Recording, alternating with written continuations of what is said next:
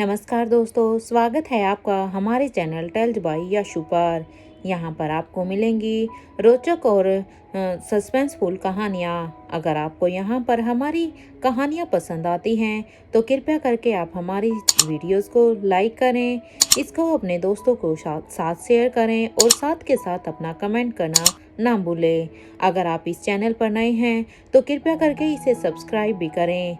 आपका ज़्यादा समय न लेते हुए चलो आज की कहानी को शुरू करते हैं।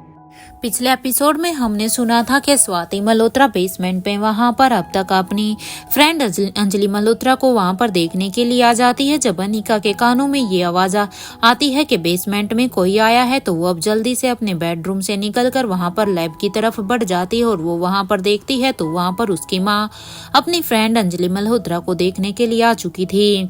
स्वाति अब वहां पर अंजलि मल्होत्रा को एक टैबलेट भी देती है जो वो खुद अपने साथ लेकर आई थी और उसे अब एक इंजेक्शन भी इंजेक्ट कर देती है और अब अनिका को कहती है कि कल तक शायद अंजलि को होश आ जाएगा। वो दोनों माँ बेटी अब वहां पर लैब में ही बने हुए एक बेंच पर बैठ जाती हैं और फिर अब अनिका अपनी माँ से बेंच पर बैठने के बाद कहती है, माँ क्या आप जानती हैं कि मिस्टर मारवा मुझसे इतना कुछ क्यों छुपा रहे हैं? क्योंकि कुछ तो है जो वो मुझसे छिपा रहे हैं और वो बात शायद आप भी जानती हैं। अनिका के इस सवाल पर अब स्वाति स्माइल के साथ कहती है कि रोहित ने तुमसे कुछ भी नहीं छुपाया है अनिका, लेकिन एक सच ये भी है कि मैंने तुम्हें कुछ नहीं बताया है क्योंकि रोहित की तरफ से तुम बेफिक्र रहो, वो तुमसे कुछ भी नहीं छुपा रहा है। जो छिपाया है वो मैंने छिपाया है। ये मेरी गलती है, ये मेरी गलती है, इसलिए इसकी सजा रोहित को नहीं मिलनी चाहिए। रोहित के बारे में कुछ भी ऐसा मत सोचना। रोहित ने तो मुझे चांस दिया था कि मैं अपनी बेटी को सब सच सच बता सकूं क्योंकि इसके बारे में मेरी पहले से ही रोहित से बात हो चुकी है। अपनी माँ की बात को सुनकर अब अनिका कहती है कि आपने मुझे सच में सच क्यों नहीं बताया है माँ? जैसे रोहित सब कुछ सच सच जानता है कि उस समय क्या हुआ था क्या नहीं हुआ था, तो क्या मेरा इतना अधिकार नहीं था कि मैं भी ये सच जान सकूं जैसे सच रोहित जानता है?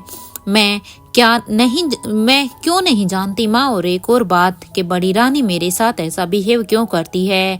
क्योंकि जब भी मैं बड़ी रानी के सामने होती हूँ तो उसका बिहेव मुझे मेरे प्रति कुछ ज्यादा ही ऑकवर्ड लगता है। वह मुझे ऐसा लगता है जैसे वो मेरी शक्ल तक देखना पसंद नहीं करती। रोहित के हिसाब से तो मेरा जन्म भी राजमहल में ही हुआ था क्योंकि कुछ हद तक तो रोहित ने मुझे कुछ बातें बताई हैं। रोहित के अनुसार मेरा जन्म राजमहल में हुआ है तो वो मुझ में और रोहित में फर्क क्यों करती हैं? क्योंकि जहां तक मैं देख पा रही हूँ बड़ी रानी रोहित की तरफ तो उनका बड़ा ही झुकाव रहता है। वो बड़ी ही केयर करती हैं, लेकिन मेरी तरफ से उनका झुकाव बिल्कुल भी नहीं है, बिल्कुल। जबकि मेरे साथ तो उनका व्यवहार भी रोहित के व्यवहार से अपोजिट है। स्वाति के सामने आते ही अब अनिका ने स्वाति के सामने अपने मन के सारे ही सवालों को रख दिया था जो वो कितने दिनों से रोहित से पूछना चाहती थी, लेकिन रोहित ने सिर्फ उसे यही कहा था कि उसके इन सवालों का आगे का जवाब उसे उसकी माँ अपने शब्दों में दे सकती है। इसलिए आज जब अनिका के पास ये मौका था कि उसकी माँ आज खुद उसकी आंखों के सामने थी तो अब वो फेस टू फेस अब ये सारे ही सवाल अब अपनी माँ से पूछना चाहती है। अनिका के सवालों को सुनकर अब स्वाति उसे एक स्माइल दे देती है और फिर वो एक गहरी सोच में चली जाती है कि वहां दूसरी तरफ अभी रोहित अपने रूम में ही था कि तभी उसे एहसास हुआ कि किसी ने उसके रूम के दरवाजे को नॉक किया। रोहित ने जब अपने कमरे के दरवाजे को खोला तो उसके सामने उसने एकदम से रिया को देखा। रिया को अपने कमरे के सामने इतनी रात को देखकर अब रोहित हैरान जरूर था, लेकिन उसने कुछ कहा नहीं क्योंकि वो ये बात तो अच्छी तरह से जानता था कि जरूर कुछ हुआ है, तभी तो शायद रिया इतनी रात को उसके कमरे के बाहर है, अदरवाइज वो अपने कमरे में ही अब तक तो सो रही होती।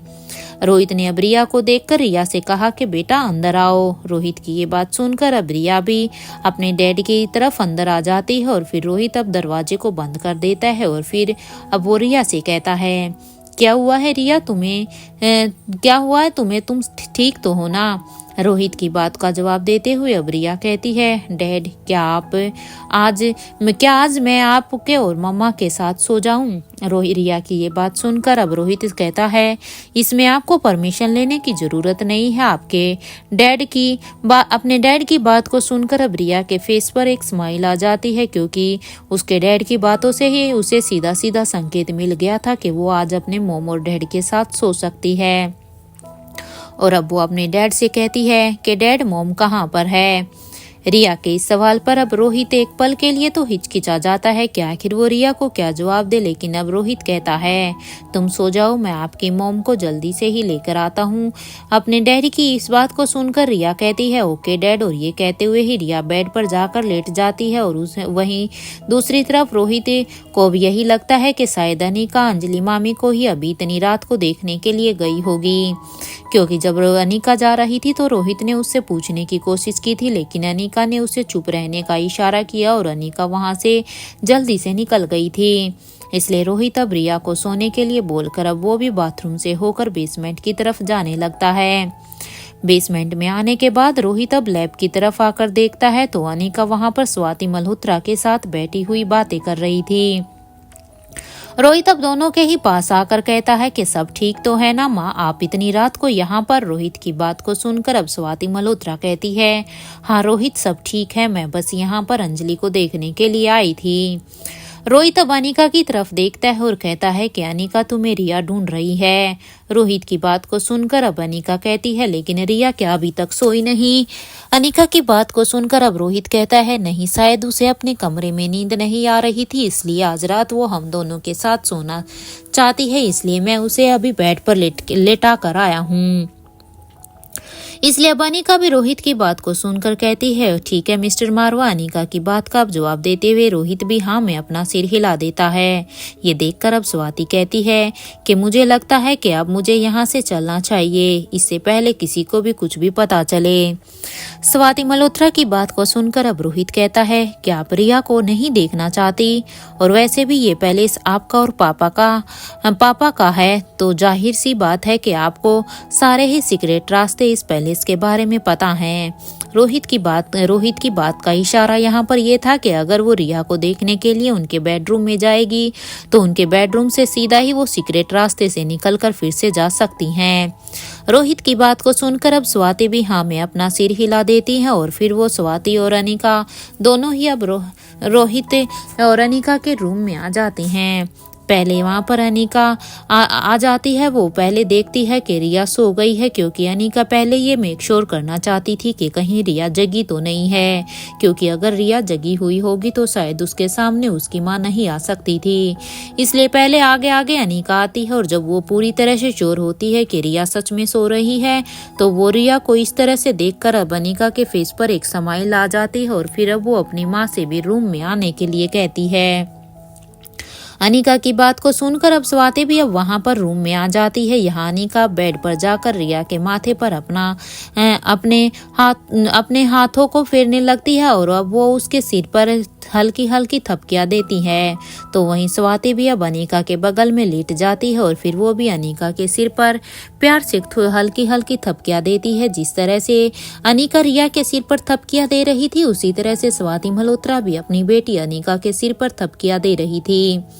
एक तरफ जहां पर अनिका और स्वाति अपने मूवमेंट्स को जी रहे थे, तो वहीं दूसरी तरफ रोहित अपने बेड का ये नजारा देखकर तो उसके चेहरे पर एक स्माइल आ गई थी। एक साथ रोहित यहाँ पर तीन जनरेशन को एक साथ एक ही बेड पर देखकर अब उसकी भी आंखें नम हो गई थी, क्योंकि रोहित ये अच्छी तरह से जानता था कि अनिका ने तो शायद आज तक इस लम्हे को जिया भी नहीं है, क्योंकि जब तक अनिका बड़ी हुई थी उसे तो यही लगता था कि उसकी माँ मर चुकी है, और वैसे भी जब उसे पता भी चला था तो शायद उसने इस लम्हे को नहीं जिया था जो वो आज रात जी रहे थे। स्वाति मल्होत्रा ने जब रोहित को ऐसे मुस्कुराते हुए देखा और उसकी आंखों को नम देखा, तो अब वो रोहित से कहने लगी, क्या देख रहे हो तुम रोहित? स्वाति की बात को सुनकर अब रोहित कहता है, बहुत खूबसूरत सीन है माँ के, एक बहुत ही खूबसूरत है सीन माँ, ये मैं बस इस सीन को देख रहा हूँ। एक काम कीजिए, आप सभी आराम से सोइए, अपने इन खूबसूरत पलों को एंजॉय करिए। मैं आर्यन और अलेक्जेंडर के रूम में चला जाता हूँ सोने के लिए, आप तीनों अभी यहीं पर ही सोइए। ये कहते हुए ही रोहित अब अपने कमरे से बाहर निकल ही रहा था कि तभी स्वाति उसे आवाज लगाती है और वो कहती है, अगर बच्चों के रूम में जाना है तो उसके लिए बाहर जाने की क्या जरूरत है। एक काम करो, अपने कबर्ड के पीछे जो बटन है उसे प्रेस करो। क्योंकि स्वाति मल्होत्रा ने इस पैलेस को बनाया था तो वहां पे के हर एक सीक्रेट दरवाजे को जानती थी, इसलिए वो रोहित को कहती है कि तुम्हें दरवाजे से बाहर जाने की कोई भी जरूरत नहीं है, क्योंकि तुम्हें वहां इस टाइम बाहर जाता हुआ कोई भी ना देखे, इसलिए तुम सीधा ही अपने रूम के अंदर से ही बच्चों के रूम तक जा सकते हो। इसलिए कबर्ड में एक बटन लगा हुआ है, तुम उसको प्रेस कर दो। रोहित अब स्वाति मल्होत्रा की तरफ हैरानी से देखता है। हालांकि रोहित भी जानता था कि इस पैलेस को खुद उन्होंने ही बनाया है, तो जाहिर सी बात है उन्हें इस पैलेस के हर एक सीक्रेट रास्ते के बारे में पता होगा। इसलिए रोहित अब स्वाति के इंस्ट्रक्शन को फॉलो करते हुए ही अब उसने उस कबर्ड को खोला और उस कबर्ड को खोलने के बाद उसे वहां पर एक बटन दिखाई दिया। अब रोहित उस बटन को प्रेस कर देता है तो एक सीक्रेट दरवाजा वहां उस कबर्ड से खुल जाता है और अब वो दरवाजा खुलने के बाद वो उसमें चला जाता है। और यहाँ पर स्वाति अब अनिका को ही देखकर कहती है, तुम अनिका अब सो जाओ, अपने पति की टेंशन तुम मत लो, वो बच्चों के रूम में ही गया है, कहीं और नहीं गया है।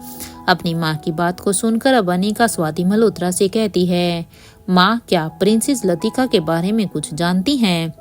अनिका के इस सवाल पर अब स्वाति हाँ में अपना सिर हिला देती है, क्योंकि अनिका ने ये सवाल अपनी माँ से इसलिए पूछा था क्योंकि रोहित ने अनिका को उसके बारे में बता दिया था कि स्वाति यहाँ पर प्रिंसेस लतिका शायद उसके परिवार की ही मारवा परिवार की ही बेटी है। अनिका की इस बात को सुनकर स्वाति हाँ में ही सिर हिला देती है, जिसका मतलब ये था कि स्वाति मल्होत्रा प्रिंसेस लतिका के बारे में जानती हैं।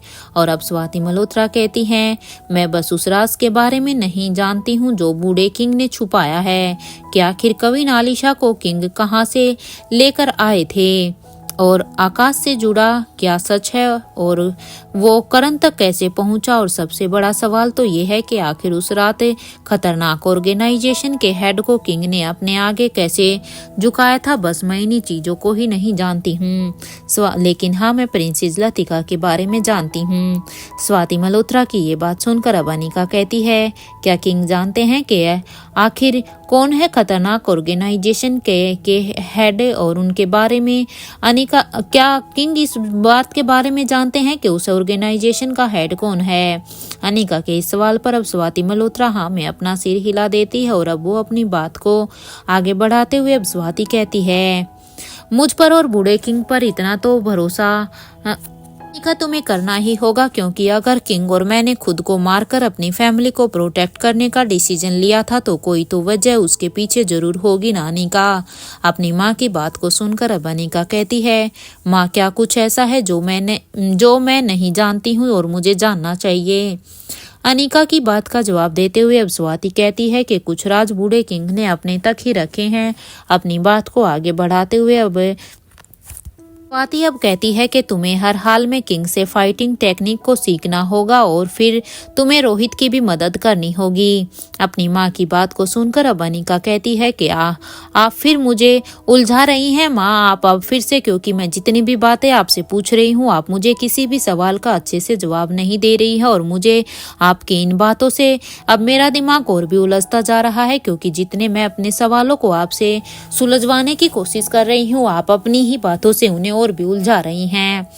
अनिका की बात को सुनकर अब स्वाति मल्होत्रा कहती है, तुम चिंता मत करो मेरी बेटी, वक्त आने पर मैं तुम्हें सब सच सच बता दूंगी, लेकिन हाँ एक सच मैं तुम्हें यहाँ से जाने से पहले बताकर जाऊंगी।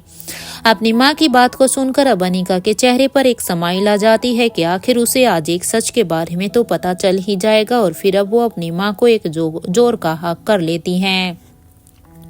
अपनी बेटी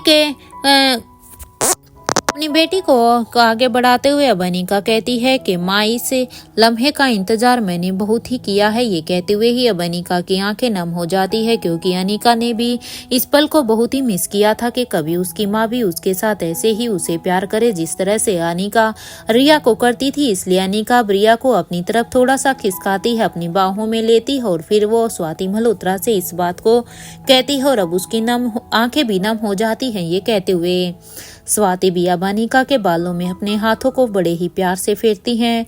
स्वाति मल्होत्रा आज बहुत ही खुश थी, क्योंकि आज न जाने कितने ही वक्त के बाद स्वाति मल्होत्रा का पूरा परिवार एक छत के नीचे आज चैन से सो रहा था। क्योंकि ये बात अलग है कि यहाँ पर जितने भी आदमी इस रोहित के पैलेस में यहाँ पर रह रहे थे, वो बात अलग है कि उन्हें अभी तक ये नहीं पता था कि स्वाति मल्होत्रा यहाँ पर मौजूद है। लेकिन एक सच्चाई तो ये भी थी कि आज स्वाति मल्होत्रा खुद इस पैलेस में सो रही थी, तो एक ही छत के नीचे यहाँ पर उसका पूरा ही परिवार था, जहाँ पर करण गुलेरिया, स्वाति मल्होत्रा, उनकी बेटी अनिका, आकाश, मयूर, रोहित और उनके बच्चे, पता नहीं कितने ही लोग आज यहाँ पर एक ही छत के नीचे थे। जो शायद कभी स्वाति मल्होत्रा का भी सपना हुआ करता था जब स्वाति मल्होत्रा ने इस पैलेस को बनाया था। इसलिए यही बात सोचकर आज उसके मन को एक शांति मिल रही थी। अब स्वाति मल्होत्रा को अंजलि की फिक्र नहीं थी, क्योंकि स्वाति मल्होत्रा ये भी अच्छी तरह से जानती थी कि उसकी बेटी एक अच्छी डॉक्टर है और हो ना हो वो अंजलि को अपनी काबिलियत से पूरी तरह से ठीक भी कर देगी। कुछ ही देर में अब स्वाति मल्होत्रा और अनिका दोनों को ही नींद आ जाती है और वो दोनों ही सो जाती हैं। यहाँ इस बेड पर आज तीनों जनरेशन एक साथ सो रही थी, स्वाति मल्होत्रा, अनिका और रिया। नेक्स्ट डे मॉर्निंग में स्वाति की जब आँख खुली तो उसके चेहरे पर एक खुशी थी कि क्योंकि इस सुबह का इंतजार तो स्वाति मल्होत्रा ने भी काफी वक्त से किया था। लास्ट टाइम जब स्वाति यहाँ आई थी तो उसी वक्त रोहित और अनिका दोनों ही यहाँ पर नहीं थे, क्योंकि एक बार ऐसा हुआ था कि स्वाति मल्होत्रा यहाँ पर रिया के साथ रही थी अनिका बनकर, लेकिन उस समय पर वो यहाँ पर रोहित और अनिका को मिस कर रही थी। लेकिन आज वो यहाँ पर अपनी बेटी और अपनी नातिन दोनों के साथ ही यहाँ पर थी और सुबह सुबह उनके चेहरों को भी देख पा रही थी। लेकिन आज स्वाति की पूरी फैमिली यहाँ पर है, इसलिए वो खुशी उसके चेहरे पर साफ साफ देखी जा रही थी। स्वाति अब जल्दी से उठकर बेड पर बैठ जाती है और फिर वो जल्दी से अनिका और रिया दोनों को ही एक फोरहेड किस करती है। स्वाति जैसे ही रिया को किस करने के बाद उठती है तो उसे एहसास होता है कि रिया ने उसका जल्दी से हाथ पकड़ लिया है, क्योंकि रिया ने नींद में ही उसे अनिका समझकर उसका हाथ पकड़ लिया था। स्वाति अब कुछ देर तक तो रिया को ही देख रही थी कि तभी उसे एहसास होता है कि अब तक अनिका भी जाग गई है। अनिका अपनी आंखें खोलती है और फिर वो अपनी माँ से कहती है, गुड मॉर्निंग माँ। अनिका के चेहरे पर ये स्माइल देखकर अब स्वाति समझ गई थी कि आज उसकी बेटी ने शायद वो पा लिया था जिसका इंतजार उसे बचपन से था, क्योंकि बचपन से लेकर आज तक अनिका इसी पल को बहुत ही मिस किया करती थी कि कभी उसकी भी आंखें खुले और उसकी आंखों के सामने उसे उसकी माँ का चेहरा दिखाई दे। लेकिन आज अनिका ने वो चीज भी शायद आज पा ली थी, इसलिए अनिका के चेहरे पर एक अलग ही खुशी थी। अनिका अब स्वाति मल्होत्रा से कहती है कि आप थोड़ी देर रिया के साथ रहिए, मैं बस शावर लेकर जल्दी से आती हूँ। अनिका की बात को सुनकर अब स्वाति भी हाँ में अपना सिर हिला देती है और फिर वो अपना फोन लेती है और फिर वो एनी को एक मैसेज कर देती है कि मेरी गाड़ी में एक बैग है, उसे लेकर थोड़ी ही देर में अनिका और रोहित के रूम में आ जाओ। स्वाति मल्होत्रा एनी को ये मैसेज भेज देती है। ये मैसेज भेजने के बाद अब स्वाति मल्होत्रा जैसे ही अपने फोन को एक साइड रखती है तो तब तक रिया अभी करवट बदल रही थी। अब रिया जल्दी से अपने सिर को उठाकर अब स्वाति मल्होत्रा की गोद में अपने सिर को रख देती है और अब वो अपने दोनों ही हाथों से स्वाति मल्होत्रा की कमर को जोर से नींद में पकड़ लेती है, जैसे वो अनिका को हक कर रही हो। रिया को इतनी गहरी नींद में सोता हुआ देखकर तो अब स्वाति मल्होत्रा के चेहरे पर भी एक स्माइल आ जाती है। थोड़ी ही देर के बाद जब अनिका शावर लेकर आ जाती है और फिर वो स्वाति से कहती है कि माँ आप भी फ्रेश हो जाइए, मैं आपको अपनी कुछ साड़ियाँ दिखाती हूँ। इससे पहले कि स्वाति अनिका को मना करती, अनिका ने तब तक अपने कबर्ड को खोला और फिर वो अपनी कुछ साड़ियाँ निकाल कर अब कहती है कि आपको जो भी पसंद है आप उसे पहन लीजिए। अनिका की इस बात का जवाब देते हुए अब स्वाति कहती है कि ये सारी ही साड़ियाँ तुम्हें रोहित ने दी है ना। स्वाति की बात का जवाब देते हुए अनिका हाँ में अपना सिर हिला देती है। अनिका के इस रिएक्शन पर अब स्वाति कहती है, काफी अच्छी चॉइस है रोहित की साड़ियों के मामले में भी और लाइफ पार्टनर के मामले में भी, मानना पड़ेगा रोहित मारवा को। अपनी माँ की ये बात सुनकर अब अनिका कहती है, हाँ तो मेरी चॉइस भी तो अच्छी ही है ना माँ, मेरी चॉइस के बारे में क्या। अनिका की बात पर अब चिढ़ाते हुए अब स्वाति कहती है कि किस मामले में अनिका, किस मामले में अपनी चॉइस पूछ रही हो। अपनी माँ की बात का जवाब देते हुए अब अनिका चिढ़ गई थी, इसलिए वो उसे जवाब देती है, के लाइफ पार्टनर के मामले में माँ अनिका की बात का जवाब देते हुए अब स्वाति कहती है, तुम शायद भूल रही हो कि तुम्हारे लिए रोहित को मैंने पसंद किया था और मेरे बाद रिया ने। इससे पहले कि अनिका अपनी माँ की बात का कोई भी जवाब देती, तभी स्वाति और अनिका दोनों के ही कानों में अब रिया की आवाज आती है कि my dad is the most handsome man in this whole world. जैसे ही रिया की आवाज अब अनिका और स्वाति ने सुनी तो दोनों पहले हैरान हो गई थी कि कहीं रिया जाग तो नहीं गई है, कि अगर सच में रिया जाग गई तो उसने कहीं यहाँ पर स्वाति मल्होत्रा को देख तो नहीं लिया है। लेकिन जब स्वाति मल्होत्रा ने पलटकर रिया को देखा तो वो अभी भी सो रही थी, क्योंकि रिया अभी नींद में ही ये बड़बड़ा रही थी। ये देखकर तो स्वाति और अनिका एक लंबी गहरी सांस लेते हैं, क्योंकि रिया की आवाज को सुनकर एक पल के लिए तो दोनों माँ बेटी घबरा गई थी और अब दोनों के ही चेहरे पर एक स्माइल थी कि वो नींद में बड़बड़ा रही है। तभी बाथरूम से होकर अभी एनी भी वहां पर कमरे में आ गई थी। एनी को वहां पर कमरे में देखकर अब अनिका ने पूछा कि क्या हुआ है एनी, अंजलि मामी तो ठीक है ना? क्योंकि इतनी सुबह सुबह एनी को अपने कमरे में देखकर अनिका एक पल के लिए तो घबरा गई थी कि कहीं कुछ ऐसा तो नहीं है जिसके लिए एनी यहाँ पर बिना बुलाए ही आ गई है, क्योंकि अनिका को अब तक इस बात के बारे में नहीं पता था कि उसकी माँ ने एनी को यहाँ पर उनके कमरे में बुलाया है। अनिका के सवाल पर अब एनी भी हाँ में अपना सिर हिला देती है और फिर वो स्वाति को देखते हुए कहती है, बॉस ये बैग जो आपने अभी मंगवाया था।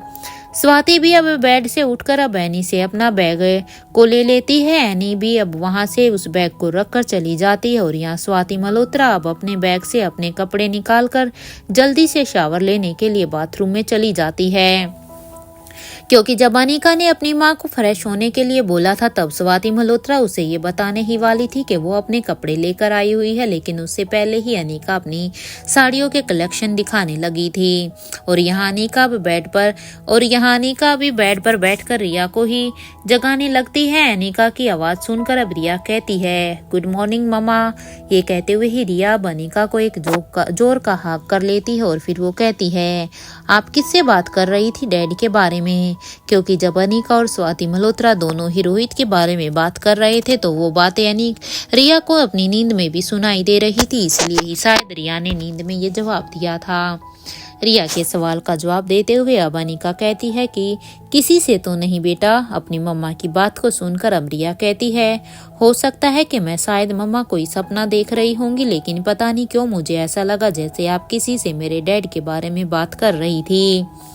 अब रिया अपनी मम्मा को हक करने के बाद अब रिया अनिका से कहती है कि मम्मा मैं अब अपने कमरे में जा रही हूँ। रिया की बात को सुनकर अब अनिका कहती है, ठीक है बेटा। अपने बेड से उठकर अब रिया जल्दी से उस रूम का दरवाजा खोलती है और फिर वो अपने रूम की तरफ जाने लगती है, तो वहीं अनिका ने जल्दी से अब अपने रूम के दरवाजे को बंद कर लिया, क्योंकि वो भी अच्छी तरह से जानती थी कि उसकी माँ भी उसके कमरे के बाथरूम में है और उसके कोई यहाँ पर ना देख ले, इसलिए वो जल्दी से दरवाजे को बंद करती है। तो वहीं दूसरी तरफ जब रिया अपने रूम में गई तो उसने अपने रूम का दरवाजा नॉक किया। जब रिया ने दरवाजे को नॉक किया तो सामने उसे अपने डैड को दरवाजा खोलते हुए देखकर अब रिया बड़ी बड़ी आंखों से अपने डैड को देखने लगी और फिर अब वो अपने डैड से कहती है कि डैड आप यहाँ पर कब आए? रिया की बात का जवाब देते हुए अब रोहित कहता है कि जब मेरी प्रिंसेस सो रही थी तब मैं यहाँ पर आ गया था। अपने डैड की बात को सुनकर अब रिया का फेस पर एक स्माइल आ जाती है और फिर वो अपने रूम के अंदर चली जाती है। तो वहीं रोहित भी अब अपने कमरे की तरफ निकल जाता है। यहाँ करण गुलेरिया अपने रूम में लेटे हुए एक खूबसूरत सा ख्वाब देख रहा था कि वो गहरी नींद में सो रहा था और वो स्वाति उसे जगा रही थी, क्योंकि अभी हल्की अर्ली मॉर्निंग थी, तो इसलिए अभी करण गुलेरिया अपनी गहरी नींद में था और अपने सपने में था। करण गुलेरिया अपने सपने में देख रहा है कि वो सो रहा है और स्वाति उसे जगाने की कोशिश कर रही थी। करण अब स्वाति का हाथ पकड़ता है और फिर उसे अपनी तरफ खींच लेता है। स्वाति मल्होत्रा भी अब करण से कहती है कि कुछ तो शर्म करो तुम, अब हम कॉलेज में नहीं हैं और अब तो हमारी बेटी के बच्चे भी बड़े हो रहे हैं। चलो छोड़ो मुझे, अभी भी खुद को यहाँ पर यंग समझते हो क्या? स्वाति की बात का जवाब देते हुए अब करण कहता है कि तुम्हारे लिए करण का प्यार तो हमेशा से ही नया ही रहेगा, चाहे वो कितना ही बूढ़ा क्यों ना हो जाए। यहाँ करण और स्वाति दोनों के बीच ही सपने में यही नोकझोंक हो रही थी कि तभी स्वाति ने करण को एकदम से धक्का दे दिया सपने में, जिसे करण की नींद एकदम से उस धक्के से ही खुल गई। तो उस नींद के खुलते ही एकदम से करण के चेहरे पर एक स्माइल आ गई थी, क्योंकि आज सुबह सुबह का उसका ये सपना उसके चेहरे पर एक स्माइल लेकर आया था। करण अपने आप से ही अब कहता है कि कितना खूबसूरत ख्वाब था ना ये, काश सच हो जाता और स्वाति मेरे सामने सच में आ जाती। ये कहते हुए ही अब करण गुलेरिया अब जल्दी से अपने बेड से उठता है और वो शावर लेने के लिए अपने बाथरूम में चला जाता है। आज करण गुलेरिया खुद भी नहीं जानता था कि आज उसे अंदर से इतनी खुशी क्यों महसूस हो रही थी। इस खुशी का कारण तो वो भी नहीं जानता, लेकिन आज उसका मन सच में ही बहुत ही खुश हो रहा था। तो वहीं दूसरी तरफ अब तक रोहित अपने रूम के पास जाकर अपने दरवाजे को नॉक करने लगता है और फिर वो अनिका से कहता है कि दरवाजा खोलो अनिका। रोहित की आवाज सुनकर अब अनिका जल्दी से अपने रूम का दरवाजा खोल देती है और फिर वो रोहित को जल्दी अंदर आने के लिए कहती है, इससे पहले कोई उनके कमरे के बाहर और ना आ जाए। रोहित भी अब अंदर आकर जल्दी से अपने रूम के दरवाजे को बंद कर देता है और फिर वो देखता है कि अंदर स्वाति माँ और अनिका दोनों ही शाम तक शावर लेकर रेडी हो गए थे।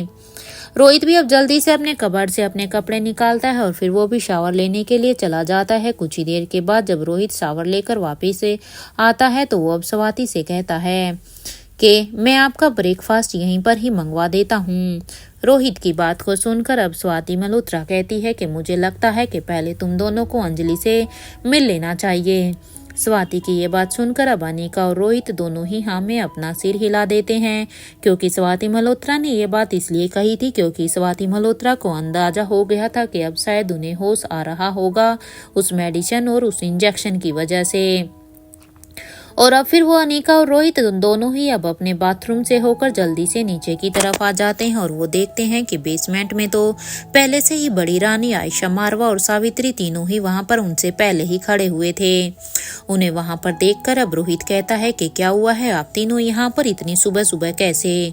रोहित के इस सवाल पर अब बड़ी रानी कहती है, हमारा मन नहीं मान रहा था रोहित बेटा, इसलिए हमने सोचा कि हम बस एक बार अंजलि मल्होत्रा को अपनी आंखों से देख लें। बड़ी रानी की बात को सुनकर अब रोहित कहता है कि ठीक है, अगर आप अंजलि मामी से मिलना चाहती है तो आप बस थोड़ी देर के लिए का वेट कीजिए। एक बार अनिका उन्हें अच्छी तरह से चेक कर लें, उसके बाद आप उन्हें देख सकते हैं।